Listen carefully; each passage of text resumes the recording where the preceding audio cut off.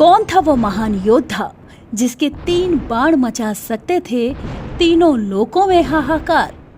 महाभारत का वो पात्र जो सबसे शक्तिशाली था।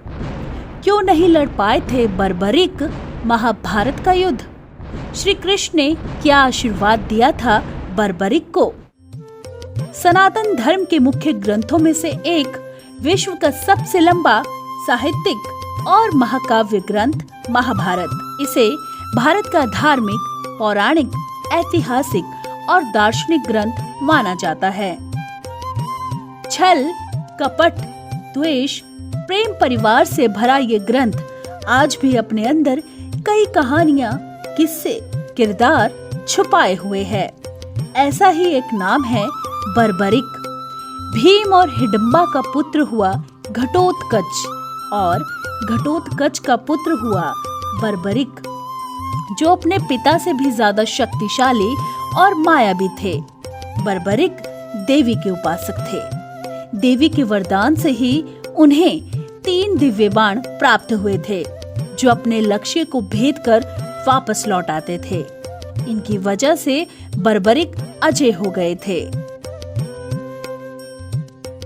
महाभारत के युद्ध के दौरान बर्बरिक युद्ध देखने के इरादे से कुरुक्षेत्र आ रहे थे।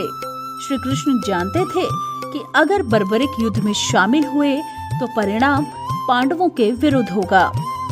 उन्हें रोकने के लिए श्री कृष्ण गरीब ब्राह्मण बनकर उनके सामने आ गए। अनजान बनते हुए श्री कृष्ण ने बर्बरिक से पूछा कि तुम कौन हो और कुरुक्षेत्र क्यों जा रहे हो? जवाब में बर्बरिक ने बताया कि वह एक दानी योद्धा है, जो अपने एक बाण से ही महाभारत के युद्ध का निर्णय कर सकता है। श्री कृष्ण ने उसकी परीक्षा लेनी चाही, तो उन्होंने एक बाण चलाया, जिससे पीपल के पेड़ के सारे पत्तों में छेद हो गया। एक पत्ता श्री कृष्ण के पैर के नीचे था, इसलिए बाण पैर पर ठहर गया। श्री कृष्ण बर्बरिक की क्षमता से हैरान थे और किसी भी तरह से उन्हें युद्ध में भाग लेने से रोकना चाहते थे।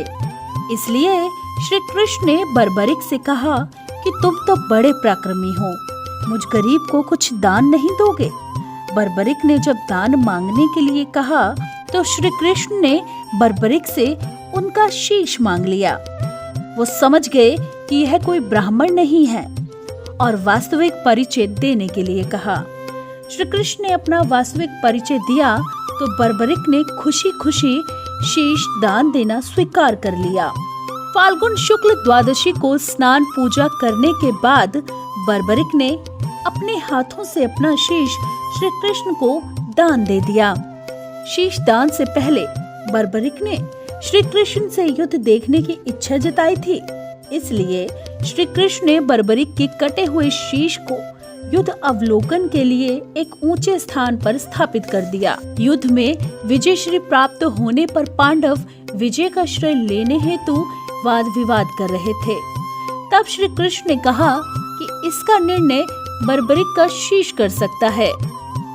बर्बरिक के शीश ने बताया कि युद्ध में श्री कृष्ण का सुदर्शन चक्र चल रहा था, जिससे कटे हुए वृक्ष की तरह योद्धा रणभूमि में गिर रहे थे। द्रौपदी महाकाली के रूप में रक्तपान कर रही थी। श्री कृष्ण ने प्रसन्न होकर बर्बरिक के कटे हुए सिर को वरदान दिया कि कलयुग में तुम मेरे श्याम नाम से पूजित होंगे। तुम्हारे स्मरण मात्र से ही भक्तों का कल्याण होगा और धर्म, अर्थ, काम, मोक्ष की प्राप्ति होगी। तभी खाटू श्याम को भगवान श्री कृष्ण के कलयुगी अवतार के रूप में पूजा जाता है। राजस्थान के सीकर जिले में इनका भव्य मंदिर स्थित है, जहां हर साल बड़ी संख्या में श्रद्धालु आते हैं। लोगों का विश्वास है कि बाबा श्याम सभी की मुरादें पूरी करते हैं और रंग को भी राजा बना देते हैं। खाटू का नरेश और शीश का दाने, इन सभी नामों से खाटू श्याम को उनके भक्त पुकारते हैं। खाटू श्याम जी में हर वर्ष मेला लगता है और इस मेले का आकर्षण यहाँ होने वाली मानव सेवा भी है। बड़े बड़े घराने से लोग आम आदमी की तरह यहाँ आकर श्रद्धालुओं की सेवा करते हैं।